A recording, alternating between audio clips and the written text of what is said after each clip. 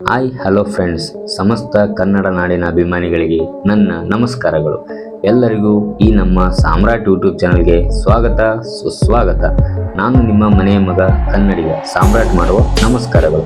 ಈ ವಿಡಿಯೋದಲ್ಲಿ ನಾವು RCB ಬಗ್ಗೆ ಸೋಷಿಯಲ್ ಮೀಡಿಯಾದಲ್ಲಿ ಹರಿದಾಡುತ್ತಿರುವ ಸುದ್ದಿಗಳ ಬಗ್ಗೆ ತಿಳಿಸಿಕೊಡುತ್ತೇವೆ.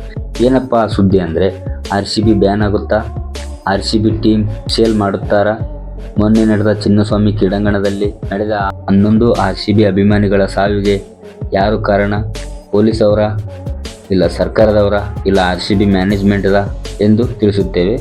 ಇದಿಷ್ಟು ಒಂದು ಕಡೆ ಆದರೆ, ಇನ್ನೊಂದು ಕಡೆ RCB ಟೀಮ್ ಮುಂದಿನ ವರ್ಷ IPL ಅಲ್ಲಿ ಆಡುತ್ತಾ ಅಂತ ಕೋಲಾಹಲ ಶುರುವಾಗಿದೆ ಸ್ನೇಹಿತರೆ. ಈ ಎಲ್ಲ ಪ್ರಶ್ನೆಗಳಿಗೆ 360 ಡಿಗ್ರಿಯಾಗಿ ಒಂದೊಂದಾಗಿ ನಿಮಗೆ ತಿಳಿಸಿಕೊಡುತ್ತೇವೆ.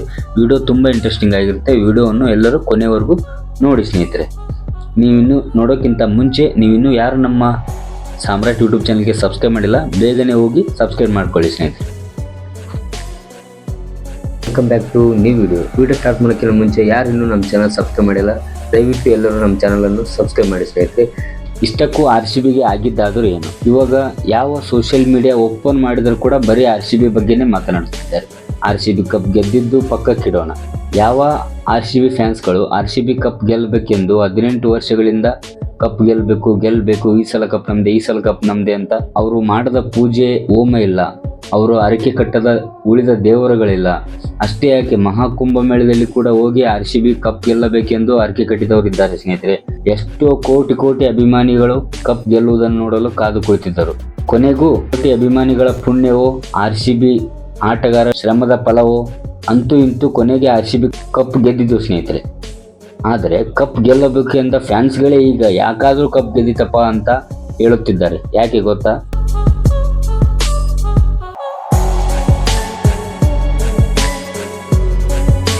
ಇದೆಲ್ಲ ಒಂದು ಕಡೆ ಆದರೆ, ಇನ್ನೊಂದು ಕಡೆ RCB ಮ್ಯಾನೇಜ್ಮೆಂಟ್ ಅವರು RCB ಟೀಮ್ನ ಸೇಲ್ ಮಾಡ್ತೀವಿ ಅಂತ ಹೇಳುತ್ತಿದ್ದಾರೆ. ಇನ್ನೊಂದು ಕಡೆ ಕರ್ನಾಟಕ ಸರ್ಕಾರ RCB ಟೀಮ್ನ ಬ್ಯಾನ್ ಮಾಡಲು ಒಳಗೆ ಕುತಂತ್ರ ನಡೆದಿದೆ ಎಂದು ಸುದ್ದಿ ಹರಿದಾಡುತ್ತಿದೆ ಸ್ನೇಹಿತರೆ. ಇವಾಗ ನಮಗೆ ಬೇಕಾಗುವ ಅಂಶವೇನೆಂದರೆ, RCB ಟೀಮ್ನ ಸೇಲ್ ಮಾಡುತ್ತಿದ್ದಾರಾ, ಇಲ್ಲ ಬ್ಯಾನ್ ಮಾಡುತ್ತಿದ್ದಾರಾ ಅಂತ.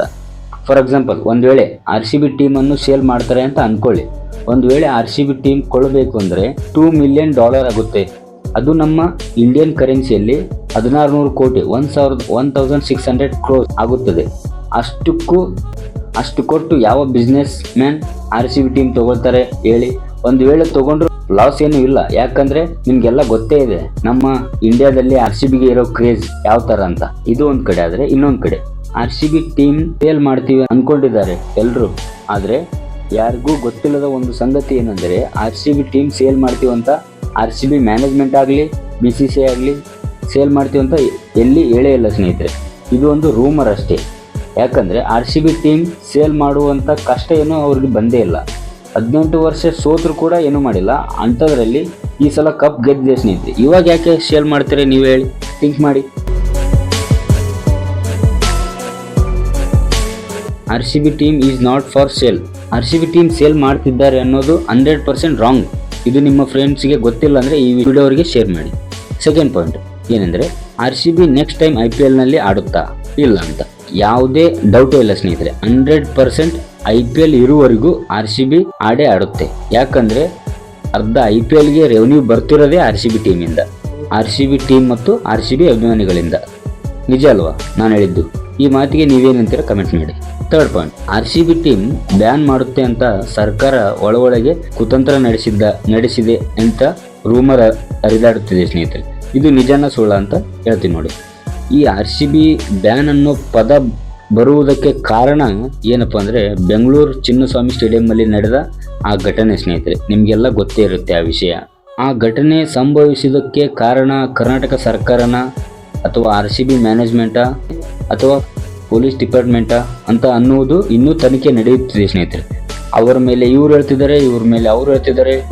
ಒಮ್ಮೆ ಇದ್ರೆ ರಾಜಕೀಯದವರು ಪೊಲೀಸರು ತಪ್ಪಂತಾರೆ, ಒಮ್ಮೆ ಇದ್ರೆ RCB ಮ್ಯಾನೇಜ್ಮೆಂಟ್ ತಪ್ಪಂತಾರೆ, ಒಮ್ಮೆ ಇದ್ರೆ ಪೊಲೀಸರು ನಾವೇನು ಹೇಳೇ ಇಲ್ಲ, ನಾವು ಬೇಡ ಅಂತ ಅಂದಿದ್ವಿ ಅಂತ ಹೇಳ್ತಿದ್ದಾರೆ ಸ್ನೇಹಿತರೆ. ಹಿಂಗೆಲ್ಲ ಆರೋಪ ಮಾಡ್ತಿದ್ದಾರೆ ಸ್ನೇಹಿತರೆ. ಹೀಗಾಗಿ ಇದಕ್ಕೆ ಇಂಥ ಗೊಂದಲ ಸೃಷ್ಟಾಗಿದೆ ಅಂತಲೇ ಪೊಲೀಸವರು ಹೇಳ್ತಾರೆ, ನಾವು ಇವಾಗ ಮಾಡ್ಕೊಳ್ಳೋದು ಬೇಡ ಅಂತ ಹೋಮ್ ಮಿನಿಸ್ಟರ್ G. ಪರಮೇಶ್ವರ್ ಅವ್ರಿಗೆ ಹೇಳಿದ್ವಿ ಅಂತ ಹೇಳ್ತಾರೆ. ಹೀಗೆ ಒಬ್ಬರ ಮೇಲೆ ಒಬ್ಬರು ಆರೋಪ ಮಾಡ್ತಿದ್ದಾರೆ. ಅನ್ನೋದು ಬಿಟ್ಟರೆ ಯಾರೂ ಕ್ಲಾರಿಟಿ ಕೊಡ್ತಿಲ್ಲ. ಅದಕ್ಕೋಸ್ಕರ ಅಭಿಮಾನಿಗಳ ಸಾವಿನ ಬಗ್ಗೆ ತನಿಖೆ ಯಾರದು ತಪ್ಪಿದೆ ಅಂತ ತನಿಖೆ ಮಾಡಲು ಕಾನೂನು ಒಂದು ಆಯೋಗವನ್ನು ನೇಮಕ ಮಾಡಿದೆ ಸ್ನೇಹಿತರೆ. ಕರ್ನಾಟಕ ಹೈಕೋರ್ಟ್ ಒಂದು ಆಯೋಗವನ್ನು ನೇಮಕ ಮಾಡಿದೆ. ಆದಷ್ಟು ಬೇಗ ಅದರ ಸಾವಿಗೆ ಕಾರಣ ಯಾರು ಅಂತ ಕೋರ್ಟ್ ಹೇಳುತ್ತೆ ಸ್ನೇಹಿತರೆ. ಯಾರ್ದು ತಪ್ಪು ಅಂತ ಗೊತ್ತಾಗುತ್ತೆ. ಕರ್ನಾಟಕ ಸರ್ಕಾರದ ಇಲ್ಲ ಅಥವಾ ಪೊಲೀಸ್ದ, RCB ಮ್ಯಾನೇಜ್ಮೆಂಟ್ದ ಅಂತೇಳಿ. ಇದರ ಬಗ್ಗೆ ನಿಮಗೇನು ಅನಿಸುತ್ತೆ ಕಮೆಂಟ್ ಮಾಡಿ. ಯಾರ್ದು ತಪ್ಪು ಇದೆ ಅಂತೇಳಿ, RCB ಮ್ಯಾನೇಜ್ಮೆಂಟ್ ತಪ್ಪ, ಇಲ್ಲ ಕರ್ನಾಟಕ ಸರ್ಕಾರದ ತಪ್ಪ, ಇಲ್ಲ ಪೊಲೀಸ್ ಡಿಪಾರ್ಟ್ಮೆಂಟ್ ಅವ್ರ ತಪ್ಪ ಅಂತೇಳಿ ನೀವು ಹೇಳಿ ಸ್ನೇಹಿತರೆ. ಇಲ್ಲ ಅಭಿಮಾನಿಗಳ ತಪ್ಪ ಅಂತಲೇ ಹೇಳಿ. ಎಲ್ಲ ಅಭಿಮಾನಿಗಳ ತಪ್ಪ ನೀವೇ ಗೆಸ್ ಮಾಡಿ ಹೇಳಿ, ಕಮೆಂಟ್ ಮಾಡಿ ಮರಿಬೇಡಿ. ಇದು ಒಂದು ಕಡೆ. ಆದರೆ ಇನ್ನೊಂದು ಕಡೆ RCB ಬ್ಯಾನ್ ಅನ್ನೋ ಪದ ಕೇಳಿದ್ರೆ ನನಗೆ ನಗು ಬರುತ್ತೆ ಸ್ನೇಹಿತರೆ. ಯಾಕಂದರೆ RCB ಬ್ಯಾನ್ ಮಾಡುತ್ತೇವೆ ಅಂತ BCCI ಆಗಲಿ ಅಥವಾ RCB ಮ್ಯಾನೇಜ್ಮೆಂಟ್ ಆಗಲಿ ಎಲ್ಲಿ ಹೇಳೇ ಇಲ್ಲ. ಇದೊಂದು ಕೇವಲ ರೂಮರ್ ಅಷ್ಟೇ. 100% ನಿಮ್ಗೆ ಗೊತ್ತೇ ಇದೆಯಲ್ಲ, ಸೋಷಿಯಲ್ ಮೀಡಿಯಾದಲ್ಲಿ ಒಂದು ಸಣ್ಣ ಮಾಹಿತಿ ಸಿಕ್ಕರೆ ಅದನ್ನೇ ಹಗಲಿ ರಾತ್ರಿ ಹಾಕ್ಕೊಂಡು ರುಬ್ಬಾಡ್ಬಿಡ್ತಾರೆ ವ್ಯೂಸು TRPಗೋಸ್ಕರ ಅಂತೇಳಿ. ಇದೊಂದು ಕೇವಲ ರೂಮರ್ ಅಷ್ಟೇ ಸ್ನೇಹಿತರೆ. ಅಷ್ಟಕ್ಕೂ RCB ಟೀಮ್ ಬ್ಯಾನ್ ಆಗುತ್ತಂತ ಅಂದ್ಕೊಳ್ಳೋದಕ್ಕೇ ತಮಾಷೆ ಅನಿಸುತ್ತೆ ಸ್ನೇಹಿತರೆ. ಯಾಕಂದರೆ ಒಂದು ವೇಳೆ RCB ಏನಾದರೂ ಟೀಮ್ ಬ್ಯಾನ್ ಆದರೆ ಮರುದಿನ ಸರ್ಕಾರನೇ ಬೀಳ್ಬೋದು ಸ್ನೇಹಿತರೆ. ಇದಕ್ಕೇನಂತಾರೆ ಕಮೆಂಟ್ ಮಾಡಿ. ಮರುದಿನ ಸರ್ಕಾರ ಬೀಳುವುದಂತೂ ಖಚಿತ. ಆಮೇಲೆ ರಾಜಕೀಯ ಪಕ್ಷಗಳು ಈಗ ಪಂಚ ಗ್ಯಾರಂಟಿ ಯೋಜನೆ ಅಂತ ಹೆಂಗೆ ಕೊಡ್ತಿದೆ ಹಂಗತ್ತಾರೆ ಪರ್ಮನೆಂಟ್ ಆಗಿ RCB ಇರುತ್ತೆ ಅಂತೇಳಿ ಗ್ಯಾರಂಟಿ ಯೋಜನೆ ಬಂದರೂ ಬರ್ಬೋದು ಸ್ನೇಹಿತರೆ, ಹೇಳಕ್ ಬರಲ್ಲ.